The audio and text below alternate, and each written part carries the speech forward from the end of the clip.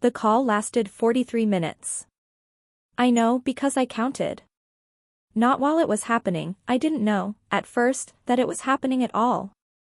I counted afterward, sitting in my kitchen with a cup of tea gone cold in front of me, replaying it the way you replay something you wish you could unhear. 43 minutes. My son's voice, clear as a church bell, coming through the phone he had left on the kitchen counter when he stepped outside to check on something in the yard. He thought he'd ended the call. He hadn't. I heard 31 of those 43 minutes before I set the phone face down on the table, very gently, the way you set down something that has already broken. But I am getting ahead of myself. That is a habit of mine, starting at the wound instead of the beginning. My late husband Bernard used to say I had a gift for cutting to the bone of things. He meant it as a compliment. I think, in the years since he's been gone, I've learned that sometimes the bone isn't the only thing worth looking at. Sometimes the story lives in the skin, in the slow accumulation of small moments that no one notices until they cannot be ignored. So let me start properly. My name is Eleanor May Sutton. I am 67 years old. I was born in Savannah, Georgia, the second of 4 children raised in a narrow house on a street lined with live oaks whose roots had cracked the sidewalk in a dozen places. My mother, Cecile, sewed wedding dresses for other women until her eyes gave out. My father, Arthur, drove a truck and came home smelling of diesel and distance and something that softened when he walked through the door. They were not wealthy people. They were not connected people. But they built a life from the specific materials available to them, patience, stubbornness, and a particular kind of love that expressed itself through endurance rather than declaration. I married Bernard Sutton in the summer of 1982. He was a civil engineer who had grown up 2 streets over from me and who had the remarkable quality of listening to people as though what they said actually mattered. We moved to Charlotte, North Carolina, the year after we married, following the work that was his gift and his calling. Bernard built bridges and overpasses and drainage systems for 28 years. He built them well. He took the same careful, methodical approach to everything he touched, including the house we bought in 1988 in a quiet neighborhood called Kingswood, where the lots were large and the neighbors waved from their driveways and the dogwoods bloomed pink every April without fail. We raised our son, Marcus, in that house. And we raised him well. I say this not as a boast but as a fact I held on to for years, the way you hold on to something you are not yet ready to examine too closely. We read to him. We attended every school event, every soccer game, every science fair where his projects were always just slightly better than the other children's, not because we pushed him but because he had Bernard's precision and my determination in equal measure. We sent him to good schools. We paid for his education without complaint. We celebrated his accomplishments without reservation. When he married Deanna Polk in 2011, I stood in the reception line and shook her hand and thought she was a perfectly suitable woman. She had straight white teeth and a firm handshake and the particular confidence of someone who had always been considered attractive. She worked in pharmaceutical sales. She wore heels to casual events. She called me Mrs. Sutton until I asked her, twice, to call me Eleanor, and then she called me Eleanor in a tone that made it sound like a concession. Bernard died in March of 2019 from a heart attack that arrived without warning on a Tuesday morning. He was in the kitchen making coffee. I was upstairs. By the time I reached him, he was already on the floor, and the paramedics who came 6 minutes later told me afterward that it had been very fast, that he likely hadn't suffered. I thanked them for saying so. I did not tell them that it did not make the kitchen feel any different, standing in it afterward. That it did not make his reading glasses, still on the counter beside his coffee mug, feel any less impossible to move. Grief is not something that happens to you all at once. That is the thing people who have not lost someone close do not fully understand. It arrives in pieces, at unexpected hours, and it changes its shape continuously. In the first weeks after Bernard died, I was surrounded by people. Marcus and Deanna came immediately, which I expected. Marcus's eyes were red when he arrived, and he held me for a long time without speaking, which I needed. Deanna organized the casseroles that neighbors brought. She made phone calls. She was, I remember thinking, genuinely useful in the way that practical people can be in a crisis. The friends came. The church community came. Cards arrived in the mail for 2 solid weeks. The house that had felt too still the morning Bernard died filled again with voices, and for a little while, that helped. And then the voices thinned, as they always do, as they are supposed to. Life has its own claims on people, and those claims are legitimate. Marcus had his work. He was a financial consultant with a downtown firm, the kind of man who wore his suits as though they were a second skin and spoke in the confident shorthand of someone accustomed to being listened to. Deanna had her territory and her quotas and her Pilates class on Tuesday mornings. They visited on weekends when they could. I told them I was fine. I was mostly telling the truth. It was in those quieter months, the ones after the initial tide of condolence had receded, that I began to notice things. Not dramatic things. Not things that would have convinced anyone of anything, least of all me, because I was not looking to be convinced of anything. I was grieving. I was finding my footing in a house that had always been designed for 2 people. I was learning, at 65, what it meant to be entirely responsible for the infrastructure of my own days. These things occupied most of my attention. The other things arrived in the margins. The first was so small I dismissed it immediately. Marcus came alone one Saturday in May, about 6 weeks after Bernard's funeral. He said he wanted to help me go through some of Bernard's paperwork, the insurance documents, the pension records, the old account statements that Bernard had kept in a filing cabinet in the study with a precision that bordered on the obsessive. He said this casually, in the kitchen, while I was making lunch, and I said of course, and I meant it. I appreciated the offer. Bernard's filing system was logical if you understood it and impenetrable if you didn't. I brought him sandwiches in the study an hour later and found him standing at the filing cabinet with a manila folder in his hand. When he heard me come in, he turned, not startled exactly, but with a quickness that was different from his usual movements. He smiled. "Just looking at the pension stuff," he said. "I think there might be some decisions you need to make about rolling it over." "I thought we were just sorting," I said. "We are," he said. "I'm just flagging what needs attention." He said it easily, the way he said most things. Marcus had his father's voice, measured, deep, the kind of voice that rooms adjust to without knowing why. I handed him the sandwich and left him to it. I told myself I was grateful. What I did not tell myself, because I was not yet ready to hear it, was that I had not mentioned pension rollovers to him. I had not mentioned the filing cabinet at all. The second thing came in July. We were at dinner, Marcus, Deanna, and I, at the dining room table I had kept polished the way I kept everything polished, which was to say with an attention to order that was both habit and comfort. Bernard and I had eaten at that table for 30 years. The chairs were the same ones we'd bought from an estate sale in 1994. The light fixture above it was the one Bernard had installed himself one Saturday afternoon, cursing quietly under his breath while I handed him tools and tried not to laugh. Deanna was talking about a neighborhood she'd been looking at. A newer development on the north side of Charlotte, she said, with better schools for when they eventually had children, and a homeowners association that kept the landscaping uniform. She described it the way she described most things, with the brisk efficiency of someone presenting a product. "You'd love it," she told Marcus, cutting her chicken with the precision she applied to everything. "And the commute is actually better than from here."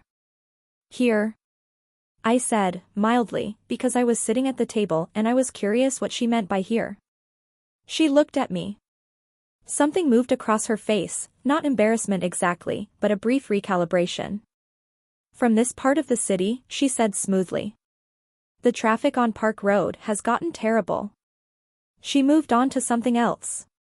I watched her move on. I noted the way Marcus did not look at me during the redirect. I noted the way the sentence had started as here and landed as this part of the city. I noted it the way you note a small crack in a wall, without alarm but with the quiet understanding that cracks, left unexamined, tend to widen. I said nothing. I passed the bread. We finished dinner. The third thing was not small. It was October, 7 months after Bernard died, and I was coming down with a cold. Nothing serious, the kind of thing that settles in your chest and makes you slower for a week. Marcus and Deanna came on a Sunday, as they sometimes did, and I was in the sitting room with a cup of ginger tea when I heard them in the kitchen. I wasn't trying to listen. The kitchen and the sitting room share a wall in our house, Bernard's house, and the acoustics of old construction are different from newer buildings. Sound travels. I heard Deanna's voice first, lower than her usual pitch, which is how I knew it was a version of conversation not meant to include me. "Can't keep coming every week," she said. "I have things. You know I have things on Sundays." Marcus's voice murmured, conciliatory. "I know," he said. "But she's fine, Marcus. She's perfectly capable. She just likes having us here." A pause. "She gets lonely," he said. "Everyone gets lonely," Deanna said. "That's not our problem to solve." "Not our problem to solve." She said it without malice, I think. That is the thing I came to understand about Deanna over time. She was not cruel in the way that requires intention. She was efficient. She sorted the world into categories of her concern and categories outside it, and she managed those categories with the same brisk competence she applied to her sales territories. I had been, somewhere in the preceding 7 months, quietly transferred from one category to the other. I sat in the sitting room and drank my ginger tea and let the words settle into whatever space had been prepared for them. That is where I began to watch. Not in a dramatic way. Not with any plan. Only the way a person begins to watch when they realize that the world they understood has been quietly rearranged while their attention was elsewhere, and they need to understand the new arrangement before they can decide what to do about it. I watched Marcus. He was 41 years old, my son, and he was very good at surfaces. He had Bernard's build, broad-shouldered, measured in his movements, but where Bernard's stillness had been the stillness of a man at peace with himself, Marcus's stillness had always been something more deliberate. He composed himself the way some people compose an email, with attention to how it would be received. He was affectionate with me in a way that looked right. He kissed my cheek when he arrived and asked about my health with the specific warmth of someone who understood that warmth was expected. What I began to notice, watching, was the conversation he was not having with me. He didn't ask about the house. He asked about my health and my comfort and whether I was sleeping well and whether I'd been to my book club. He didn't ask about the house. He didn't ask about the property taxes, the maintenance schedule, the conversation Bernard and I had always had in November about whether the furnace needed servicing. He didn't ask about the investment accounts Bernard had managed, or the rental income from the small commercial property on Morrison Boulevard that Bernard had purchased in 2004 as, he said, a modest hedge against the future. He didn't ask about any of it. But he knew about it. I understood that with increasing certainty as the months went on. He knew because Bernard had talked about these things the way parents talk about their affairs with the children who will eventually need to know, casually, in passing, as part of a long conversation that stretches over decades. Marcus knew about the Morrison Boulevard property. He knew about the investment accounts. He knew, in the general way of a son who has always expected to be provided for, what his parents had accumulated. He just wasn't asking. And the not asking, I came to understand, was its own kind of conversation. It was my neighbor, Josephine Carlyle, who first said something to me directly. Josephine was 72, a retired schoolteacher who had lived across the street from us for 20 years and who had the particular quality of older women who have spent their lives watching other people's children, a directness that most people mistake for bluntness and that I had always appreciated as respect. She came over on a Wednesday in November with a sweet potato pie. This was not unusual. Josephine brought food with the frequency and regularity of a woman who understood that food was language, and that the specific language of a sweet potato pie was, "I am thinking of you, and I know that grief does not follow a calendar, and you don't have to say anything if you don't want to." We sat at the kitchen table. She cut 2 slices. I made coffee. "How's Marcus?" she said, after a while. "He's well," I said. "Busy. He and Deanna come when they can." Josephine made a small sound. Not quite a word. "What?" I said. She looked at me with the particular patience of someone deciding how much to say. "I saw him here last month," she said. "A Tuesday. Middle of the day. I was getting my mail. He stops by sometimes, I said. She said. He was in the driveway for about 20 minutes before he went in. On his phone the whole time. I held my coffee cup. He has a demanding job. Of course he does, Josephine said. She took a careful bite of pie. Eleanor. I want to say something, and I want you to receive it the way I mean it, which is with genuine affection for you and nothing else. Say it. When a grown child visits their widowed parent in the middle of a Tuesday, she said, and stands in the driveway for 20 minutes on the phone before going inside, and then leaves 45 minutes later and doesn't look up when he gets back in his car, he's not visiting. He's doing something else and calling it visiting. The kitchen was quiet. The furnace clicked on. Outside, the neighbor's dog barked twice and went still. He loves me, I said. I know he does, Josephine said, without any hesitation. That's not in question. What I'm asking you to consider is what else might also be true. I thought about that for a long time after she left. I thought about the filing cabinet and the sentence about here and the conversation in the kitchen about lonely people and problems.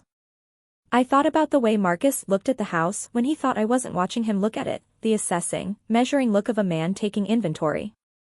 I thought, I know this look. Bernard wore it when he was planning something.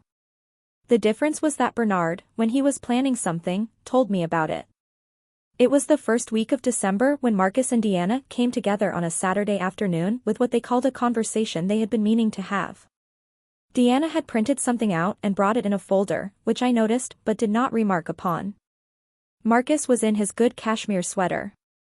They sat at the dining room table, at the table I had sat at for 30 years, the table with Bernard's indentations in the armrests, and they arranged themselves with the careful positioning of people who have rehearsed what they are about to say.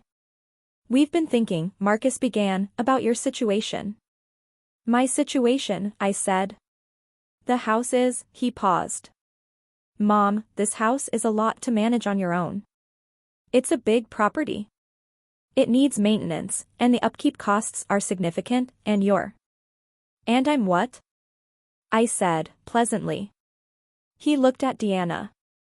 The look was barely perceptible. A half-second of marital consultation. 67, he said.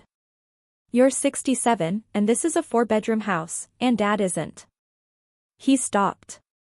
The word Bernard produced in him what it produced in both of us, a brief involuntary fracture, a moment where the surface broke and something else showed through. I gave him the moment. I know your father isn't here, I said quietly. I'm aware of that every morning. I know, he said. I know you are. He collected himself. We've been looking at some options. There are some really beautiful communities. Active adult communities, they call them. Not nursing homes, nothing like that. More like apartments, Deanna said helpfully, with services. With amenities, Marcus said quickly. Activities, social events, people your age. And the financial logic makes sense, Mom. If you sold this house, with the market the way it is right now, you'd clear a significant amount.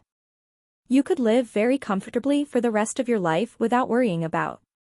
I don't worry about maintenance, I said. Everyone worries about. I hired someone in September to replace the gutters, I said. I called the furnace company in October. I have a landscaping service that comes every 2 weeks. I am managing this house precisely as it has always been managed. The silence had a specific texture. Deanna looked at her folder. Marcus looked at me. We're just trying to think about your future, he said. Are you? I said. Not sharply. I want to be clear about that. I said it with the same mild, measured tone I had been using for this entire conversation, the same tone I had been using for the past several months while I watched and noted and allowed myself, slowly, to understand what I was looking at. I said it as a genuine question, not a challenge. I was, in fact, asking. I wanted to see what he would do with it. He did what he always did. He composed himself. He smiled, that warm, practiced smile that looked like Bernard's and functioned like something else entirely. Of course we are, he said. We love you, Mom. I know you do, I said. And I meant it. That is the part that is difficult to explain to people who have not lived it, that love and self-interest are not mutually exclusive. That you can love someone and simultaneously want the thing they have. That a son can be genuinely fond of his mother and also, in the particular way of people who have grown comfortable expecting certain things, begin the slow and almost unconscious work of arranging circumstances to his advantage. Marcus loved me. I never doubted that. What I had come to understand, in the months since Bernard died, was that loving me and seeing me clearly were not, for my son, the same thing. I told them I would think about it. They left with the folder. Deanna tucked it back under her arm as they went, which told me it had been a prop, a visual demonstration of preparation rather than a document meant to be left with me. I watched their car pull out of the driveway from the front window. I stood there for a while after they were gone, looking at the dogwood tree Bernard had planted in 1992, the one that bloomed first every April, ahead of all the others. Then I went to the kitchen and called my attorney. Her name was Patricia Wyatt. Bernard and I had used her firm for nearly 20 years, estate planning, the Morrison Boulevard property transaction, the trust documents we'd updated when Marcus finished college. She was 61, meticulous, and had the rare quality of a legal mind that also possessed genuine warmth. She had sent me a handwritten note when Bernard died. It was 4 sentences long and said nothing that tried to make the loss smaller than it was. Patricia, I said when she answered. I need to come in. Of course, she said. When? This week, if you can manage it. A small pause. She heard something in my voice the way people hear things in a voice when they've known you long enough. Tuesday morning, she said. 9 o'clock. Thank you, I said. I sat at the kitchen table for a while after I hung up. The house was very quiet, the particular quiet of a house that has held a lot of life and is now holding the memory of it. I thought about Bernard. I thought about the way he used to come into whatever room I was in and simply place his hand on my shoulder for a moment, without saying anything, the way you rest your hand on something to confirm it's still there. I thought about 37 years of a man who never once made me feel like a problem to be managed. I thought about the filing cabinet. I got up. I went to the study. I opened the cabinet and I looked at the folders the way Bernard had taught me to look at documents, not for the information you expect to find but for the information that surprises you. I looked at the third drawer, the one Marcus had been standing at when I brought him his sandwich in May. I looked at the folder of estate documents Bernard had maintained there, updated every 2 years, the last revision dated 14 months before his death. The folder was in order. The documents were all present. But I am the woman who reorganized that drawer 3 times in the first year of our marriage until Bernard memorized the exact order I preferred, and I know the difference between the order I left things in and the order things arrive in when someone has been through them and tried to put them back. I stood at that drawer for a long time. Then I went to the kitchen and I made another cup of tea, because the first one had gone completely cold, and because there are moments in life when the making of tea is less about the tea than it is about the need to do something deliberate with your hands while your mind settles into whatever it has just decided. I had not decided anything yet. I want to be precise about this. I had not decided anything. I had simply arrived at clarity, which is different, and which arrives without drama. Clarity is not a decision. It is the state that makes decisions possible. It is the moment when you see the thing you have been not quite seeing, and the seeing does not hurt you the way you expected it to, because some part of you already knew, and the knowing is a strange relief. My son was doing what people do when they are afraid, when they have grown accustomed to a certain kind of security and they feel that security beginning to shift, as it inevitably does when a patriarch dies and the estate he has quietly maintained becomes something that must be accounted for. He was positioning himself.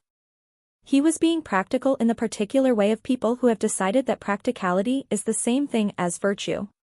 He was not, in the crucial sense, seeing me. And I had spent 67 years being seen by a man who saw me completely, who had looked at me across this very kitchen table every morning for 37 years with the simple and total attention of someone who understood that I was the most important person in his world. Bernard had seen me. I had not known, until he was gone, how much of myself I had located in that seeing, how much of my understanding of my own weight in the world had come from being witnessed by someone who genuinely registered my presence. Marcus loved me. He did not see me. I was not, I realized, going to allow that to be the rest of my life. Patricia Wyatt's office was on the 8th floor of a building on Trade Street, with windows that looked out over the city Bernard had helped shape. I had been in that office many times over the years, but it was different that December morning, different in the way that things are different when you arrive with a purpose rather than a transaction. She was already at the table when her assistant showed me in. She stood. She took my hand in both of hers. "Eleanor," she said. "You look well." "I'm adjusting," I said. She nodded. She knew what I meant. She gestured to the chair across from her. When I had laid out the situation, the visits, the filing cabinet, the folder, the conversation at the dining room table, the particular tone of a son who has begun to think of his mother as a variable to be managed rather than a person to be considered, she listened without interrupting. She was very good at this. She let me speak until I had said the whole of it, and when I finished, she folded her hands on the table in front of her and looked at me with the steady gaze of someone assembling what they've heard into what it means. "Tell me about the Morrison Boulevard property," she said. "Bernard bought it in 2004, I said. "A small commercial building, 2 tenants. A dental practice and an insurance office. It generates modest income. I've been managing the tenant relations since Bernard passed." "Is Marcus aware of it?" "Bernard mentioned it to him years ago," I said. "He knows it exists. I don't believe he knows the details of the current structure." "And the investment portfolio?" "He knows there are accounts," I said. "I don't believe he knows the current balances." Bernard was private about specifics. He felt that knowing the specific numbers made children behave differently. Patricia considered this. "Bernard was right," she said, without apparent irony. "The house," I said. "I want to talk about the house." She looked at me. "I'm not going to sell it to fund an apartment in an active adult community," I said. "I want to be clear about that. But I have been thinking about what I want the structure to look like going forward. What I want documented. What I want protected." "Against what?" she said quietly. "Against the assumption," I said, "that what Bernard and I built together is something Marcus is entitled to access before I have finished using it." The words landed in the room with a kind of precision I hadn't planned but recognized as true. Patricia nodded slowly. She uncapped her pen. "Tell me what you want," she said. And I told her. "Not everything, I am not a woman who releases the whole of a plan before the plan is finished. But enough.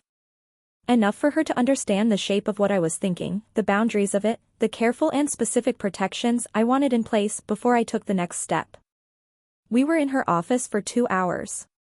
When I left, I stood for a moment on Trade Street in the December air, looking at the building where Bernard's engineering firm had once occupied the 4th floor, 20 years ago, before the merger that had eventually made it something unrecognizable. The city had changed around us, the way cities do, while we had stayed the same inside the house in Kingswood with the dogwood tree and the dining room table and the furnace that needed its filter changed every 3 months. I walked to my car. I sat for a moment with the engine running. I was not angry. I want to say that clearly, because the story of a woman who is wronged and responds in anger is a different story from the one I am telling. I was not angry. I was something quieter and more settled than anger, the feeling of a person who has looked at a situation clearly, without the distortion of hope or denial, and understood precisely what it requires. What it required, I had decided, was patience. And patience I had. I had been practicing it for 67 years. The thing about patience is that it is not passive. People misunderstand patience. They think it means waiting with your hands in your lap, letting time move over you like weather. That is not patience. That is surrender dressed in modest clothing. Real patience is active. It requires attention, sustained and precise, the kind of attention that notices everything and reveals nothing. It requires the discipline to sit across from someone who is underestimating you and give them nothing in your expression that would suggest you know what they are doing. I had been practicing this particular discipline for several months by the time Christmas arrived. Marcus and Deanna came on Christmas Eve.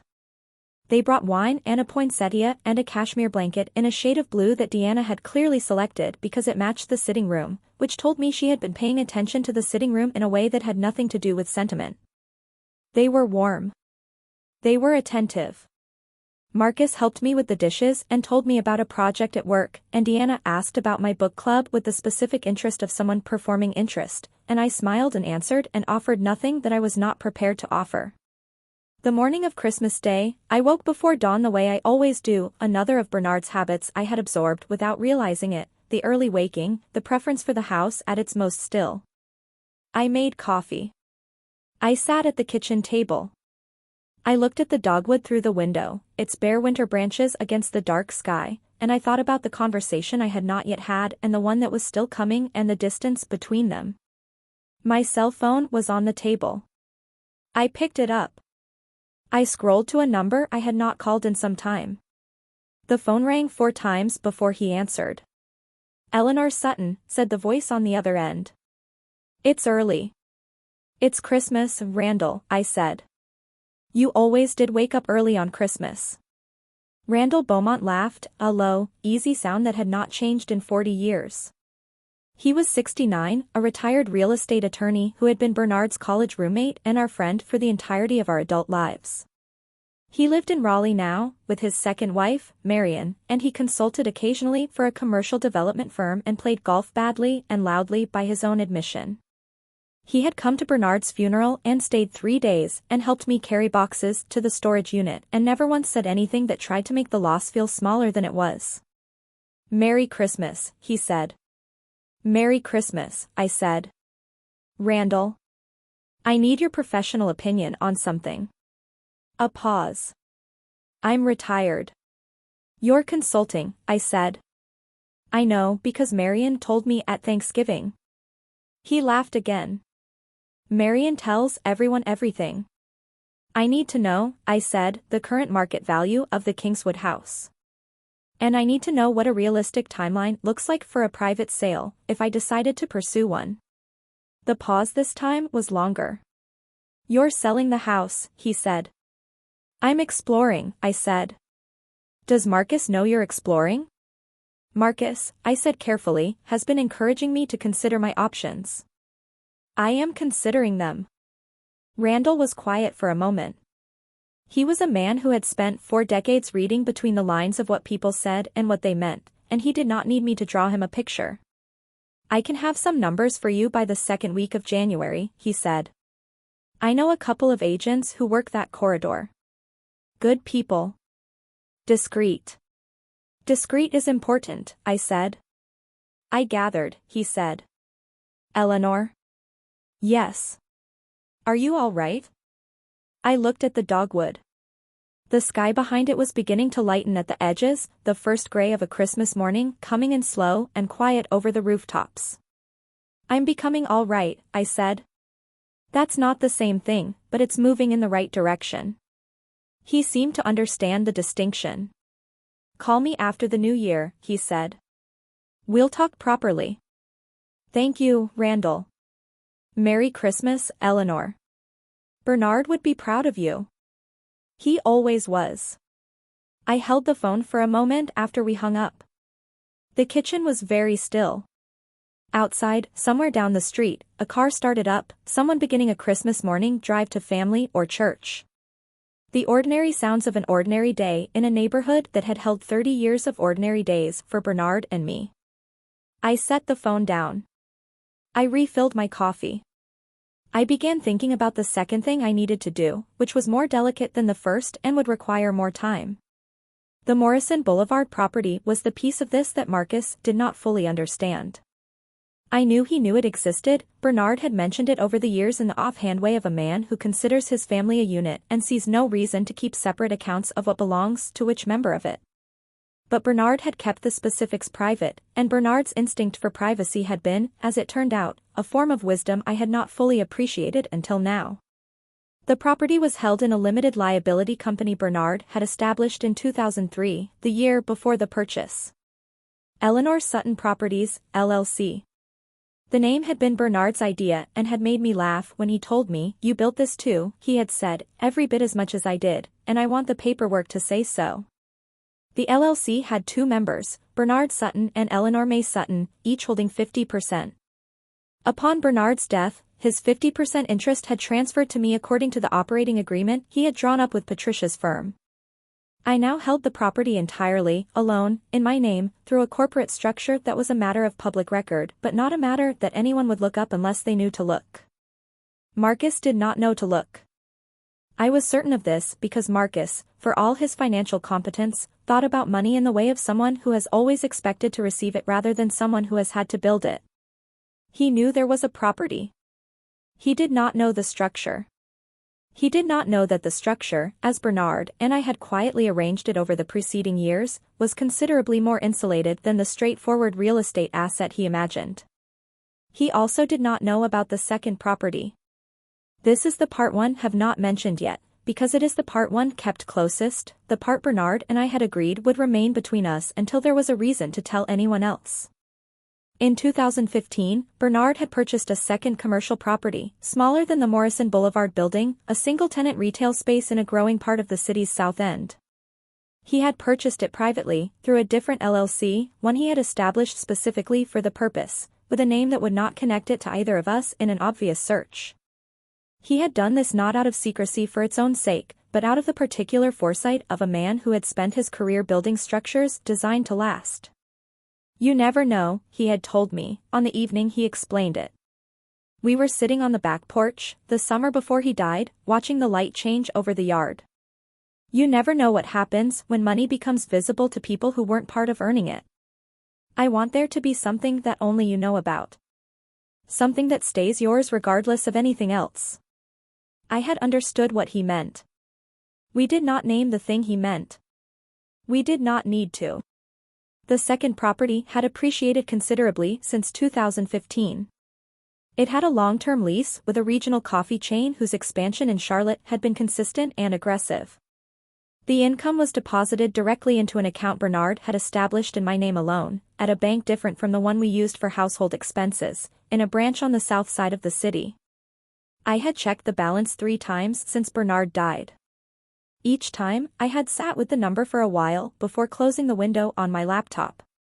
Patricia knew about both properties. She had known since our December meeting, when I had laid the full picture in front of her. She had looked at the numbers with the controlled expression of someone receiving information that aligns with what she had already suspected. Bernard was thorough, she had said, quietly. Bernard was Bernard, I had said. Now, in the first weeks of January, I began to move carefully. Randall sent me the market analysis in the second week of the month, as promised. The numbers were significant. The Kingswood house, which Bernard and I had bought in 1988 for a price that seemed enormous at the time and now seemed like a historical curiosity, had appreciated to a value that made me sit back in my chair.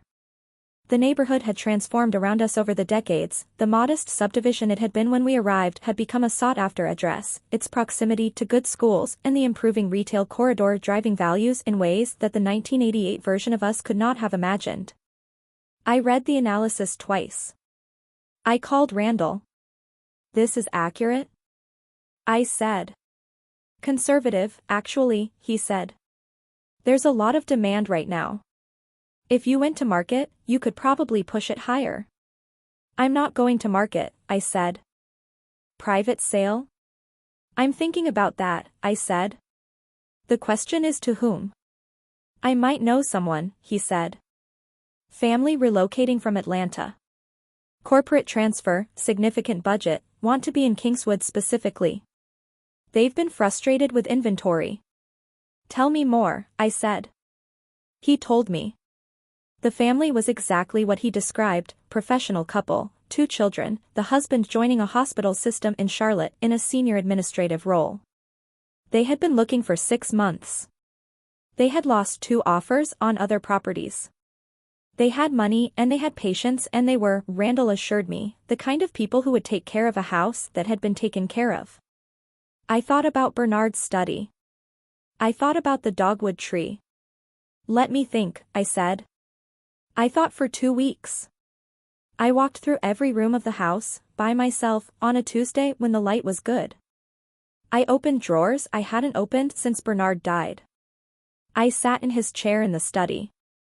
I looked at his tools in the garage, still hanging on the pegboard where he'd left them, in the silhouettes he'd drawn in pencil, so he could see at a glance when something was missing. What I was doing, I understood, was saying goodbye, not to the house, exactly, but to the version of myself that had lived in it. The version that had been part of a pair, that had moved through these rooms in the knowledge of being half of something whole. That version of myself had been very dear to me. I was going to carry her with me. But I could not stay in these rooms waiting for her to come back, and I could not let the house become the thing my son positioned himself to inherit while I was still living in it. I called Randall. Tell your people they can come have a look, I said. The showing was arranged for the last Saturday in January, a day when Marcus and Deanna would be at a ski weekend in Beach Mountain they had mentioned at Christmas. This was not an accident. I had noted the dates when Marcus mentioned them, filed them quietly in the part of my mind where I keep things I am not yet ready to use, and retrieved them when the time came. The couple, the Hendersons, David and Lisa, were exactly as Randall had described. They walked through the house with the particular attention of people who have looked at many houses and know how to look at them, touching the woodwork, testing the windows, standing in the kitchen long enough to assess the light. Lisa Henderson stood at the kitchen window for a moment, looking at the dogwood, and then looked at me. How long have you lived here? She asked. 35 years, I said. She looked back at the dogwood. It's a beautiful tree, she said. My husband planted it in 1992, I said. The year our son was born. She looked at me with the quiet recognition of a woman who understands what a sentence like that carries. We'll take care of it, she said. We were in contract by February. I did not tell Marcus. This requires explanation, because I understand how it sounds. A mother sells the family home without telling her son. It sounds like an act of cruelty or perhaps of senility, the kind of story that ends with concerned family members and legal proceedings and words like capacity and competence murmured in hushed voices. I want to be clear that it was neither. It was, instead, the specific act of a woman who had watched her son spend 7 months positioning himself around an asset she owned, and who had decided, with considerable deliberation, that she did not need his permission to conduct the affairs of her own life. I was not hiding it from him forever. I was not, as some part of me recognized I would need to explain someday, attempting to deceive him. I was giving myself the time to complete the transaction on my terms, in my timing, without the intervention of a man who had demonstrated, through his behavior rather than his words, that his interest in the property was not purely maternal. Patricia handled the closing. Randall attended as my personal representative. The Hendersons were gracious and efficient. The proceeds were transferred to an account I had opened specifically for this purpose, at the same bank where Bernard's second property income had been accumulating, at the branch on the south side of the city. I arranged to move into a condominium in a building called the Belmore, on a quiet street in the Plaza Midwood neighborhood, at the beginning of March. The Belmore was not an active adult community. It was not a building with services and amenities and people my age in the promotional literature.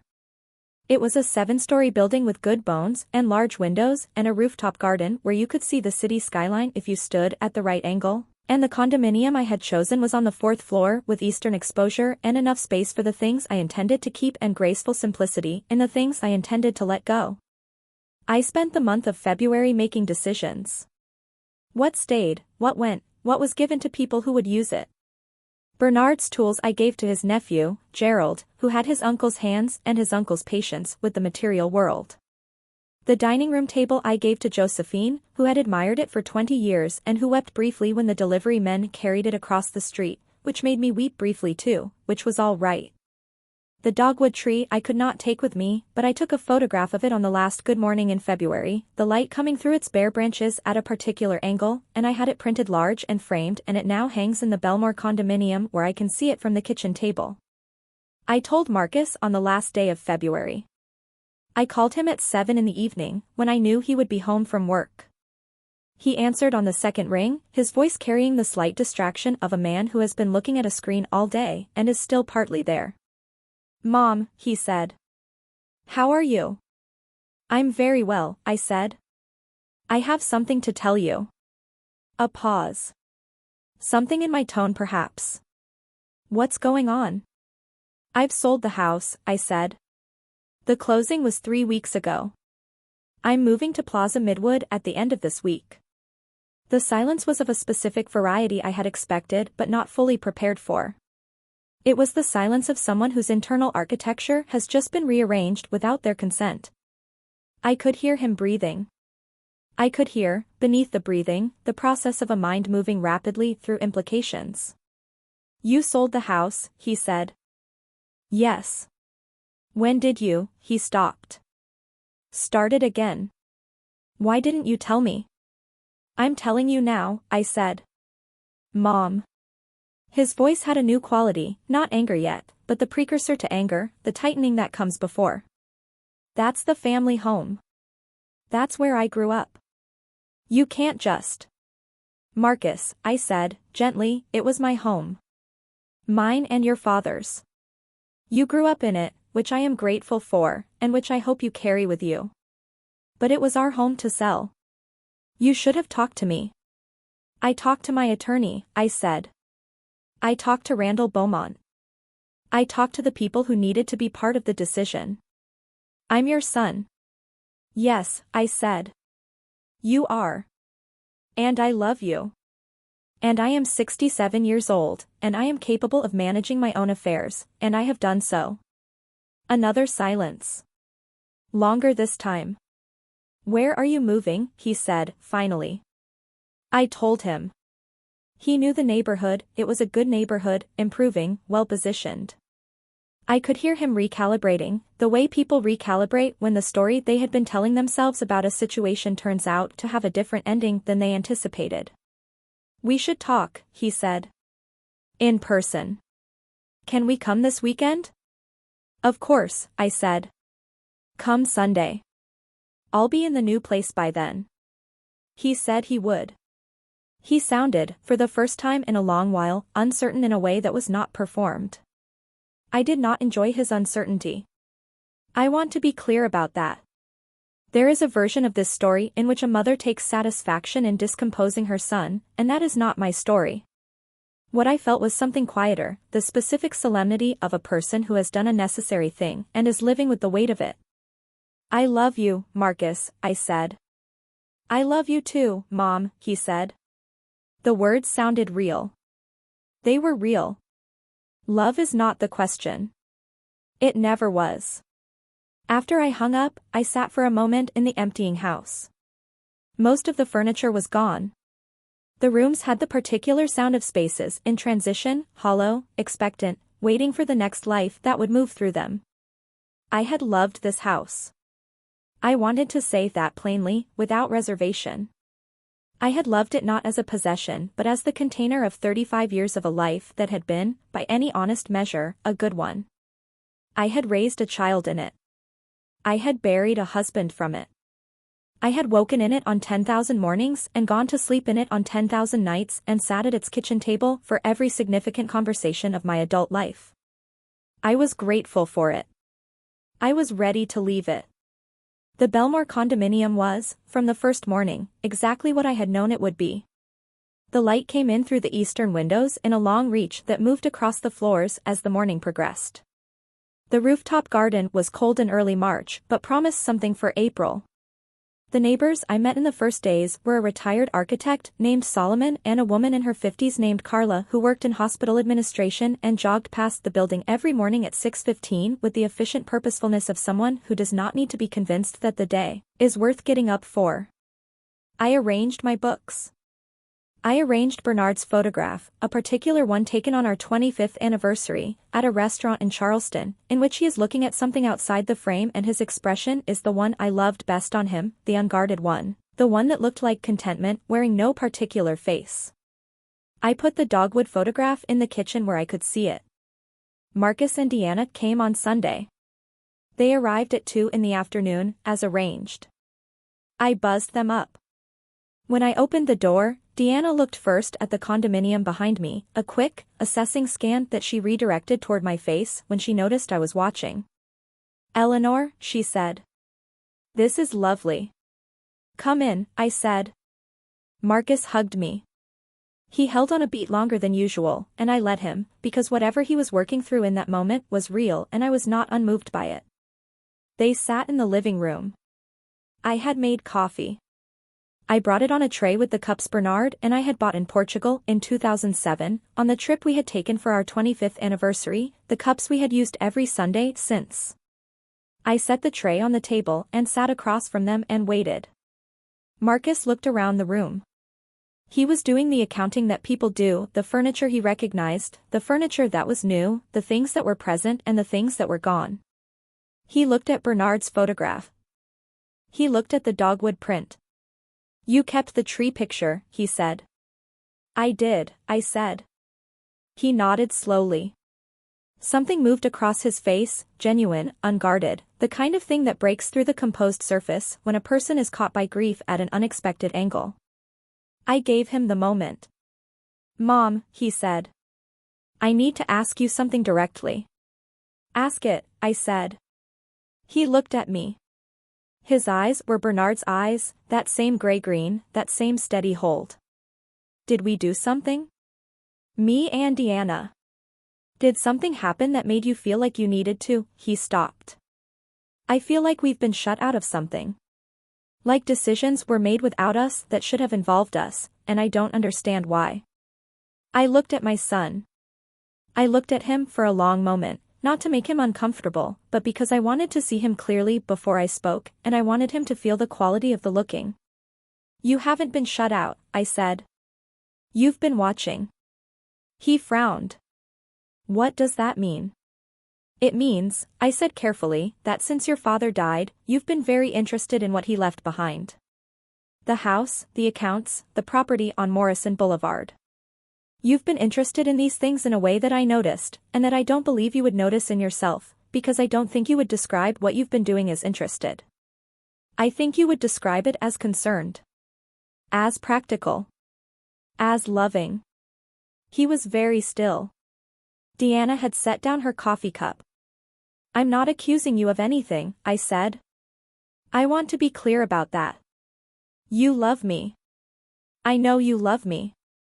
But loving someone and respecting their autonomy are not automatically the same thing, and I have spent the last several months feeling respected less than I was accustomed to." "That's not," Marcus began. "I'm not finished," I said. Not sharply. Simply. He closed his mouth. "I was married to your father for 37 years, I said. In that time, we built something. Not just a house, not just accounts, a life. A specific, considered, well-made life. Your father and I made decisions together, always. We discussed everything. We were, in the truest sense, partners." I paused. "When he died, I became the sole custodian of what we had made together. That is not a burden I resent. It is a responsibility I intend to meet. And meeting it means making decisions, including the decision to sell the house, on my own terms, in my own timing, with the counsel of people I trust." "You trust Randall Beaumont more than you trust your own son?" Marcus said. His voice had an edge now, but it was the edge of hurt rather than anger, and I recognized the difference. "I trust Randall to advise me without an interest in the outcome," I said. The room was very quiet. Outside, someone walked past the window on the street below, the sound of footsteps carrying up faintly through the glass. Deanna spoke for the first time. "Eleanor," she said. Her voice was different from its usual register, lower, without the efficient surface she usually maintained. "I want you to know that I never meant, I don't think of you as a burden. I know I've said things that might have sounded. I know, I said. She stopped. I know you don't think of me as a burden in the way that the word implies something deliberate, I said. I understand that the things you have said and done have come from a place that felt, to you, like practicality. Like management. Like getting ahead of a situation. I looked at her steadily. But management and love are different languages, and the one I have been hearing most clearly in the past several months has been management. Deanna held my gaze. She had, I noted, the quality of a woman who does not crumble easily, and I respected this even in the moment. I hear you, she said, quietly. Marcus looked at his hands. He looked up. What do you want from us, he said. It was the right question. It was, in fact, the only question that mattered, and the fact that he had arrived at it in this room, in this hour, told me something about my son that I needed to know. I want you to see me, I said. Not as a situation to be managed, or a property to be eventually transferred, or a responsibility to be discharged efficiently. I want you to see me the way your father saw me, as a person with full possession of her faculties and her life, who is capable of deciding what she wants and how she wants to live. He looked at me for a long moment. I do see you, he said. I know you're trying to, I said. I know the difference. He absorbed that. He nodded, once, slowly, the nod of a man accepting something he would need time to fully understand. We sat for a while after that. Deanna refilled her coffee. Marcus looked at the dogwood photograph again.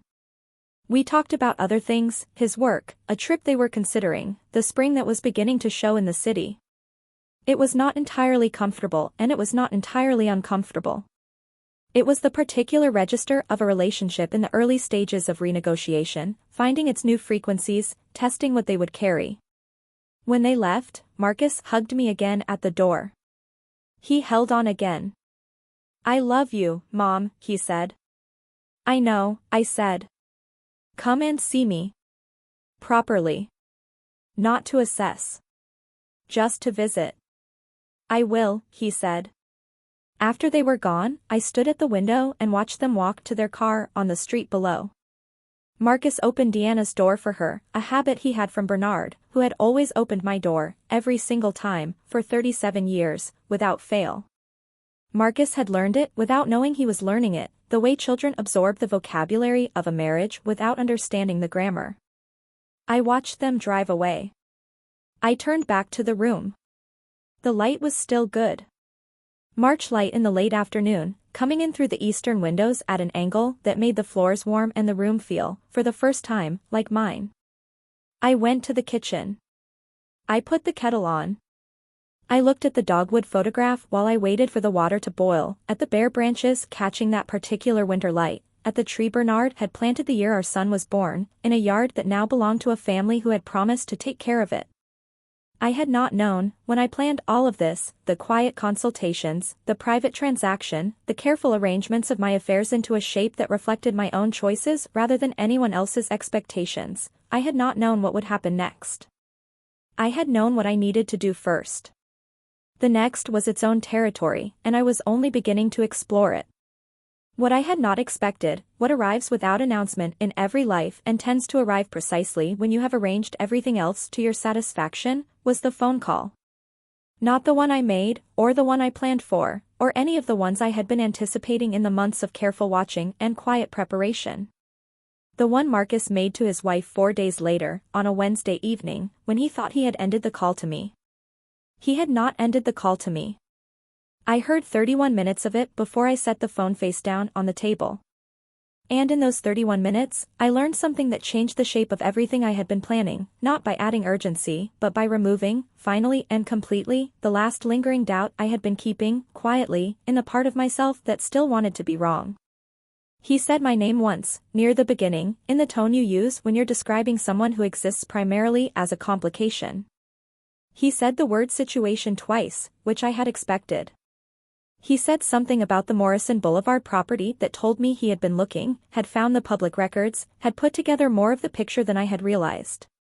His voice had the particular quality of a man working through a problem with someone who shares his investment in the outcome, mapping the distances between where things were and where he believed they should be.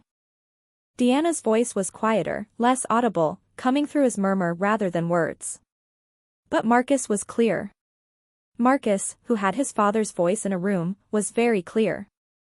And near the end of the 31 minutes, before I set the phone down, he said something that I sat with for a long time afterward. He said it in the matter-of-fact tone of someone stating a logistical reality, the tone of someone who has moved, in his own mind, from the question of whether to the question of how. He said, "She doesn't understand what she has. That's the advantage." I set the phone down. I sat in the kitchen of my new life, in the condominium in Plaza Midwood, with the dogwood photograph on the wall and Bernard's cups still on the tray and the tea cooling in front of me. She doesn't understand what she has. I picked up my phone again. I opened my contacts. I scrolled to Patricia Wyatt's number. I looked at the clock. It was 9:17 in the evening. Patricia, I knew, kept late hours when a matter required it, and she had told me at our last meeting to call whenever something developed. Something had developed. I pressed call. She answered on the second ring. "Patricia," I said. "Something has changed. I need us to move faster than we planned." A brief pause. The sound of a woman picking up a pen. "Tell me," she said. Patricia Wyatt was not a woman who rushed. This was one of the things I had always valued about her, the specific steadiness of someone who understood that speed and urgency are not the same thing, and that the most consequential moves are almost always the ones made with the most deliberate care. But she was also a woman who understood when circumstances had changed, and when I told her what I had heard, the quality of her listening shifted in a way I could feel through the phone. She asked me to repeat the exact words. I repeated them. She was quiet for a moment. "He said she doesn't understand what she has," she said. "Yes. And he said that's the advantage." "Yes." Another pause. I heard her writing something. "Eleanor, I need to ask you something directly, and I need you to answer me the same way." "Of course. Do you believe your son intends to take action against your interests?" "Not wishes he could, not as frustrated that he can't, intends. As in, has a plan, is moving toward it." I thought about the filing cabinet in May. I thought about the folder Deanna had brought to the dining room table in December. I thought about his voice on the phone, the matter-of-fact tone of someone working through logistics, not fantasies. "Yes," I said. "I believe he has a plan." "All right," she said. "Then we stop treating this as precautionary and start treating it as responsive. There's a difference, and the difference matters legally. Tell me what you need from me." She told me. It was a long conversation, longer than I had expected for 9:30 on a Wednesday evening, and by the end of it I had a list of things to do and a clear understanding of why each of them needed to happen in a specific order. Patricia was thorough in the way that good attorneys are thorough, which is to say she was thinking several moves ahead while also making sure the present move was correctly made. Before she hung up, she said something that stayed with me. "Eleanor," she said. "You have been managing this situation with considerable grace and patience for several months. I want you to know that the work you did in that time, the decisions you made before you had full information, those decisions protected you. Bernard's structure protected you. You are not, at this moment, in a vulnerable position. Your son is looking at a picture that is incomplete in ways that are very much to your advantage. He thinks I don't understand what I have," I said. "And the distance between what he believes and what is true," she said, "is going to be instructive for him." I thanked her and set down the phone. I made a fresh cup of tea, the third of the evening, which was two more than I usually allowed myself, but the evening had earned it. I sat at the table. I looked at the dogwood photograph. I thought about Bernard. I thought about a specific evening in 2015, when he had come home from a meeting with Patricia's firm where he had finalized the documents for the second property. He had been quiet at dinner, the specific quiet of someone carrying something they are choosing how to set down. After dinner, on the back porch, he had told me about it, not just the structure of the purchase, but his reasoning, the particular foresight that had led him there. I don't think Marcus would do anything deliberately wrong, he had said. He was looking out at the yard, at the dogwood. But I've watched what happens when money becomes visible to people who didn't help build it. Something changes. Not in the person, necessarily, but in the relationship between the person and the thing. And I don't want that to happen to your relationship with him. I don't want money to change what you are to each other. So you're protecting us both, I had said. I'm trying to, he said. I might be wrong. I hope I'm wrong. He had not been wrong. I had known, sitting on that porch in 2015, that he had not been wrong, but I had hoped alongside him, because hope is the thing you keep even when you know better, because without it the knowing becomes unbearable. Now I sat in the kitchen of my condominium in March, 6 years after that porch conversation, 4 years after Bernard's death, and I understood what he had been doing. He had been building me a foundation. Not just financially, that was the visible part, the part that could be recorded in documents and held in accounts. He had been building me a foundation of clarity. He had given me, in that second property, in that quiet account on the south side of the city, in the specific structure of Eleanor Sutton Properties LLC, the means to stand on my own ground regardless of what anyone else decided to do with theirs. She doesn't understand what she has. Marcus was right that I had something. He was profoundly wrong about whether I understood it. In the weeks that followed, I did what Patricia had outlined, in the order she had specified. Some of it was paperwork, updates, transfers, a specific restructuring of one of the accounts that she had recommended as an additional protective measure. Some of it was more personal. I called Josephine, who had already suspected more than I had told her and who listened to what I said now with the attentiveness of a woman who had been waiting for this particular conversation. I called Randall, who said very little but whose silence carried everything a long friendship can carry in silence. And I called my granddaughter. Lily was Marcus's daughter from a relationship before Deanna, a fact of Marcus's life that existed in the particular complicated space that such facts occupy in families. Lily was 24, a graduate student in environmental science at NC State, fierce and careful in equal measure, with Bernard's gray-green eyes and a way of seeing the world that had always reminded me of her grandfather in its directness. She and Marcus were not close, there were reasons for this that are not mine to fully tell, but she and I had maintained our relationship through the years with the specific warmth of two people who have chosen each other independent of the family structure that first brought them together. She answered my call on the first ring, which was her habit. "Grandma Eleanor," she said. "Are you all right?" "I'm very well," I said. "I want to tell you something, and I want to see you while I tell you. Can you come this weekend?" She came on Saturday. She arrived with her bicycle locked in the back of her car and a canvas bag full of groceries she had brought without asking, because she had inherited, somewhere along the way, the understanding that arriving with food is a form of care. She cooked us dinner in my new kitchen while I sat at the table and told her the shape of things, not everything, not the details that were still in progress, but enough. The broad architecture of what had happened and what was still happening and what I expected to happen next. She listened the way the young listen when they are genuinely paying attention, with her whole body, leaning forward slightly, her hands still around her mug. She did not interrupt. When I finished, she sat with it for a moment. "Dad doesn't know what you have," she said. "No," I said. "And you're not going to tell him?" "Not yet," I said. She nodded slowly. "What do you need from me?" "I need you to know," I said. "That's all. I need someone who loves me to know the full picture." She looked at me for a long moment, with those gray-green eyes that were so precisely Bernard's that I sometimes had to look away. "I know," she said. I reached across the table and took her hand. She turned hers over and held mine back, and we stayed like that for a moment, two women at a kitchen table, the older one and the younger one, the grandmother and the granddaughter, holding on to each other in the specific way of people who have found each other in the margins of a family and decided to stay. "He's going to be all right," she said, eventually. "My father, I mean.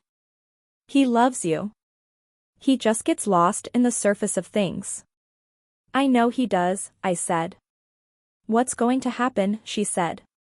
"I don't know exactly," I said. "But I know that whatever happens, I am going to be standing on ground that Bernard built for me, and no one is going to move me off it. She smiled, a sudden, full smile that was entirely hers, not inherited from anyone. Good, she said. April arrived the way it always does in Charlotte, tentative at first, the dogwood bloom appearing early on some trees and not others, the air carrying that particular quality of warm and cool alternating in the same hour, the city shaking off the last of the gray. I went to the rooftop garden most mornings.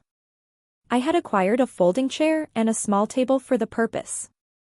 I brought my coffee and my book and I sat in the early light and looked at the skyline and thought about what Bernard would have made of this, the condominium, the rooftop, the particular solitude of a woman who is no longer waiting for anyone's permission to occupy her own days. I thought he would have approved. I thought he would have said something dry and precise about the view and then reached for my hand, and we would have sat in that comfortable silence that 37 years had built between us, the silence that is not empty but full of everything that has already been said. I missed him with the steady, functional ache that grief becomes when you have lived with it long enough, no longer a wound but a condition, part of the landscape of yourself, present without overwhelming. Marcus called twice in April. Both times, he was different, less polished, more careful, carrying something beneath the surface of the conversation that he was working to keep there. I did not ask about it. I talked with him about ordinary things. I asked about his work. I told him about the rooftop garden and the retired architect on my floor who had opinions about everything and who I was beginning to like very much. Marcus laughed at the right moments. He sounded, underneath the laugh, like a man who is learning something and is not entirely comfortable with the learning. Deanna did not call. The call that changed everything happened in the third week of April, on a Tuesday morning when I was in the middle of making breakfast. It was Patricia. "Eleanor," she said. "I've just had a conversation with an attorney who represents your son." I set down my spatula. "He has retained counsel," she said. "They have sent a letter raising questions about the disposition of the Kingswood property and requesting documentation regarding the Morrison Boulevard LLC. I was quiet for a moment. "On what grounds?" I said. "They are raising a question about capacity," she said. "They are suggesting that the sale of the Kingswood property may have been made without full understanding of its implications. They are, in other words, questioning whether you were competent to make that decision." The kitchen was very still. The light was coming in through the eastern windows. Outside, someone's radio drifted up from the street, a song I didn't recognize, something with a steady beat. "I see," I said. "I want you to hear me clearly," Patricia said. "This is a common strategy and it is, in your specific case, one that is going to fail completely and quickly. Your documentation is impeccable. The sale was properly conducted, properly witnessed, properly recorded. Your medical records, which I have already requested for this purpose, show no cognitive concerns of any kind. This is a tactic, Eleanor, not a legitimate legal challenge." "I know," I said. "But it needs to be answered," she said. "And I want to answer it in a way that leaves no room for further questions." "Answer it," I said. "There's something else," she said. "In the course of their inquiry, they have submitted a records request that has revealed, or will reveal shortly, the existence of the Morrison Boulevard property in full. The LLC structure, the income, the current valuation." "All right," I said. "When that information lands with them," she said, "the picture of your financial situation is going to look considerably different from what Marcus currently believes." "Yes," I said. "Are you prepared for that conversation?" I thought about the second property. I thought about the account on the south side of the city. I thought about the balance I had looked at 3 times since Bernard died, each time sitting with the number before closing the window. "Patricia," I said. "When they receive the Morrison Boulevard records, they will also need to receive the records for the second property." A brief pause. "You want to disclose it now," she said. "I want it disclosed through you," I said. "Through the legal process, completely, formally, with full documentation. I want Marcus to understand the entirety of what his father built for me. Not because I want to surprise him, but because I want there to be no question, ever again, about whether I understand what I have." Another pause. All right, she said. One more thing, I said. Yes. I want to see my son, I said. Not through attorneys. Not through letters. I want to sit across from him and I want to have the conversation that should have happened months ago. Can you arrange for that to happen after he has received the documentation? Patricia was quiet for a moment. You want him to come to you with the full picture already in front of him. I want him to come to me knowing what he didn't know, I said. Yes. Give me 2 weeks, she said. It was 17 days, in the end. 17 days during which I went about my life in the particular way of someone who has put a thing in motion and is waiting, without anxiety, for it to arrive. I went to the rooftop garden. I had dinner with Josephine, who came into the city on a Thursday evening and brought the sweet potato pie she always brought and sat across from me at my new kitchen table with the same warmth she had brought to the old one. I had Lily for a weekend, and we walked through the botanical garden in the cool spring air and talked about her research and her graduate program and the things she wanted to do with her life, and I listened with the full attention of someone who has learned, finally, the difference between hearing and listening. I was not angry. I say this again because I mean it again. I had moved through anger in the early months, when the understanding was still forming, a cold, private anger that I had not expressed to anyone and that had dissipated, gradually, as clarity replaced it. What remained was not anger. It was the particular steadiness of a woman who knows her own weight in the world and has stopped apologizing for it. Marcus came on a Saturday afternoon in the first week of May. He came alone. He had not told me he was coming alone, he had said he and Deanna were coming, and then he had called the morning of to say that Deanna had a work commitment and would it be all right if he came by himself. I said of course. I made coffee and I put out the Portuguese cups and I sat in the sitting room and waited. He looked different when I opened the door. Not older, not that kind of different. The composed surface, the careful management of how he appeared to others, was still present. But something underneath it had shifted. He looked, I thought, like a man who has been carrying something he expected to be lighter and has had to stop and adjust his grip. Mom, he said. Marcus, I said. Come in. He sat in the chair across from me, the one that looked out toward the eastern windows and the city beyond. He accepted the coffee I poured. He looked at Bernard's photograph on the bookshelf. He looked at the dogwood print. For a moment, neither of us spoke. You got the documentation, I said. Not a question. Yes, he said. Then you know, I said. He looked at me. Those gray-green eyes, Bernard's eyes, carrying something I recognized, not quite shame, not quite grief, but the specific compound of both that arrives when someone you love has shown you something about yourself that you were not prepared to see. The second property, he said. Yes. I didn't know it existed, he said. No, I said. Dad never. Your father was a thoughtful man, I said. He made decisions carefully. That property was one of the most careful decisions he ever made. Marcus was quiet. He looked at his coffee cup. How long has it existed? Since 2015, I said. He absorbed this. 2015, 4 years before Bernard died. 4 years of a thing existing that Marcus had not known to look for because his father had not given him reason to look. The income from both properties, he said. And the investment accounts. Mom, the total, he stopped. I know what the total is, I said, quietly. He looked up at me. You always knew. I always knew, I said. Another silence. Outside, the city made its Saturday sounds, traffic, someone's music from a balcony somewhere, the ordinary ongoing noise of people living their lives. I retained an attorney, he said. I know. I raised questions about capacity. He said it steadily, but something in the steadiness cost him. I suggested that you might not have fully understood what you were doing when you sold the house. You did, I said. He looked at me directly. I was wrong, he said. I was wrong about what I suggested, and I was wrong to do it, and I want you to know that I understood I was wrong before the documentation arrived. I had already told my attorney to withdraw the letter. He paused. I don't know if you know that. I didn't, I said. Patricia told me the letter had been sent. She didn't tell me it had been withdrawn. He nodded. I withdrew it 3 days ago, he said. Before I saw the full picture. I withdrew it because I was sitting at my desk on Wednesday morning thinking about you, and I thought about you going to Patricia's office and sitting across from your attorney and having to defend your own mind to a legal process initiated by your son.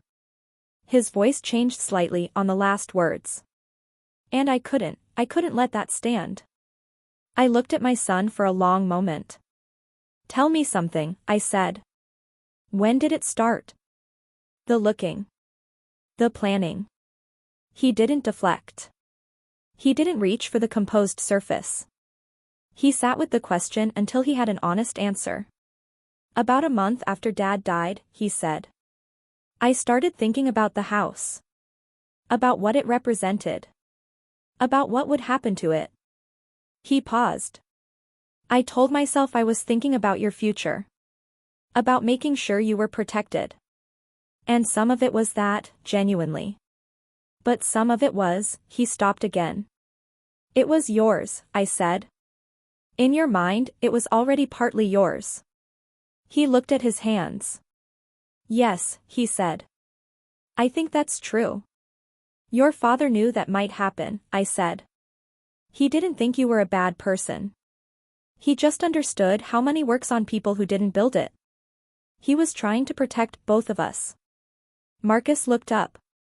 By making sure you had more than I knew about. By making sure, I said, that I was standing on ground that no one could move me off of. That whatever happened, whatever anyone decided to do, I would be all right. He was quiet for a long time. The light through the eastern windows had shifted to the particular gold of a late Saturday afternoon, and the room had taken on the warmth that good light brings to a room with white walls and the furniture of a considered life. Are you all right? He said, finally. Not the practice question, the one he had asked for months with the warmth of performance. This one came from somewhere different. Are you actually all right? Yes, I said. I am becoming more all right by the day. I'm sorry, Mom, he said. For the letter. For the months before the letter. For looking at the filing cabinet and thinking of it as inventory. For all of it. I looked at my son.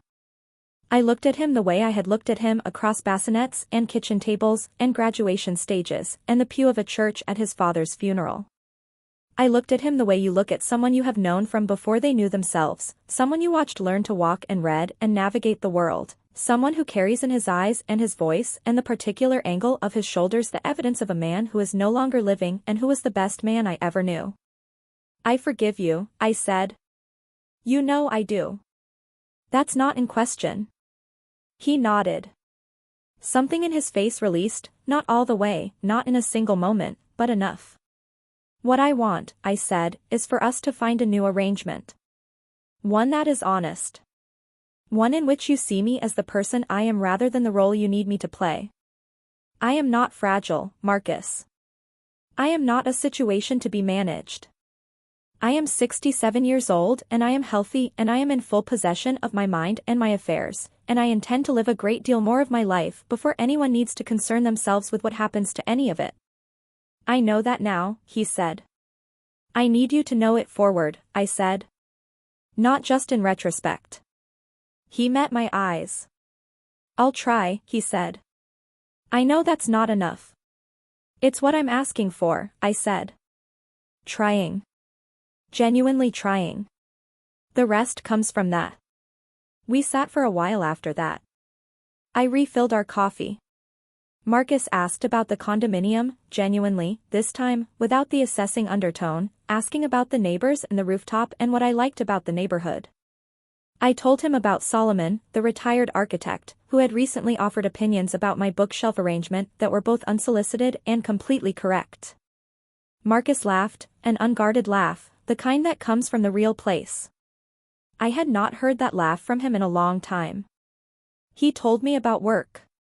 He told me about a difficulty he and Deanna were navigating, not in detail, with the privacy that marriage requires, but enough to tell me that he was letting me see something real. I listened without advising. This was new for me too, and I noticed myself noticing it, which I thought Bernard would have appreciated. Before he left, he stood for a moment in the sitting room, looking at his father's photograph. He would have had something to say about all of this, he said. He would have said it precisely once, I said. And then he would have expected you to carry it. Marcus smiled. What would he have said? I thought about it. I thought about Bernard on the back porch in 2015, looking at the dogwood, talking about what happens when money becomes visible to people who didn't help build it.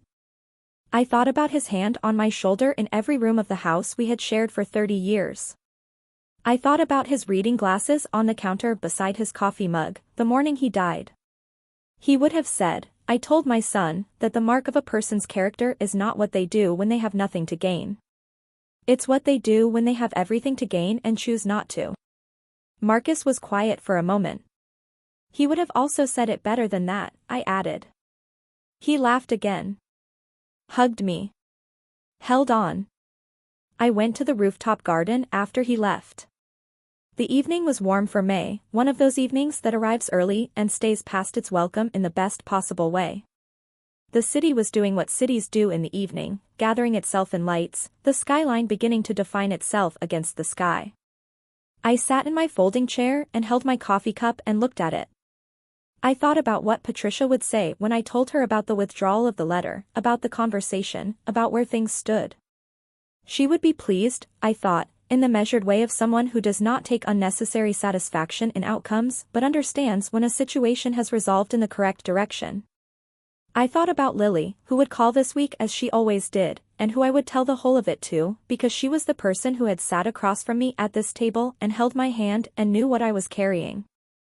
I thought about Josephine, across the street from a house that now belonged to another family, tending the dining room table I had given her in the way she tended everything she was trusted with, carefully, gratefully, with the understanding that some things are passed on rather than owned. I thought about the Hendersons, David and Lisa, who were living in the house in Kingswood now, in the rooms where Marcus had grown up and Bernard and I had grown old together. I thought about Lisa Henderson standing at the kitchen window looking at the dogwood tree and saying we'll take care of it. I believed her. I still believed her. I thought about the account on the south side of the city, and the balance in it, and the fact that it was mine, entirely, completely, without question mine, the specific inheritance of a man who loved me enough to think ahead. I thought about Bernard. I thought about Bernard the way I think about him every day now, not with the acute grief of the early years, not with the breathless absence of the first months, but with the steady warmth of someone who has been loved so thoroughly by another person that the loving continues in some form even after the person is gone. It continues in the way I make coffee. It continues in the way I keep documents. It continues in the particular quality of attention I bring to my own affairs, the refusal to be managed, the insistence on standing on my own ground. It continues in the dogwood photograph on my kitchen wall. The sky was going pink at the edges now, the particular pink of a May sunset in the south, the kind that looks like something out of a painting someone made before they knew what restraint was. A couple walked past on the rooftop, neighbors I recognized but didn't yet know well, a woman and a man, walking the perimeter with the ease of people who have been together long enough not to need to fill the silence. I watched them for a moment. They walked past without seeing me, which was fine. I was content to be unseen. I had spent a great deal of my life being unseen in one way or another, and I had come to understand that there is a difference between being invisible and being private, and that the second is a choice I had made and would continue to make on my own terms. The first birds of evening were calling in the trees below. The city lights were coming on, one building at a time. I sat on the rooftop of my own life, the life I had made, the life Bernard had helped build, the life that had survived grief and uncertainty and a son who had momentarily lost sight of who she was, and I looked at the city my husband had helped shape, and I was not afraid of anything. There is a thing that happens to women who reach a certain age, especially women who have spent their lives being of use to others, a kind of thinning, a gradual erasure, as though the world has decided that the most interesting chapters are behind them and what remains is simply the denouement. I had watched it happen to women I knew. I had felt the early edges of it in the months after Bernard died, when I had been reduced, in Marcus's eyes and Deanna's, to a situation rather than a person, a property holder rather than a life in progress. I was not a denouement. I was not a situation. I was not the quiet ending of a story that had been written by someone else. I was 67 years old and I had the rooftop and the city and the coffee going warm in my hands and the dogwood photograph on my kitchen wall and a granddaughter who called every week and a friend across town who brought sweet potato pie and the full, unencumbered knowledge of everything Bernard had built for me and with me, every layer of it, all the way down to the quiet account on the south side of the city where the interest accumulated month after month with the steady patience of something that had been designed to last. I had, as my son had said, more than he had known. What my son had not understood, what he was only beginning to understand, was that the having was never the point. The point was what you built from it.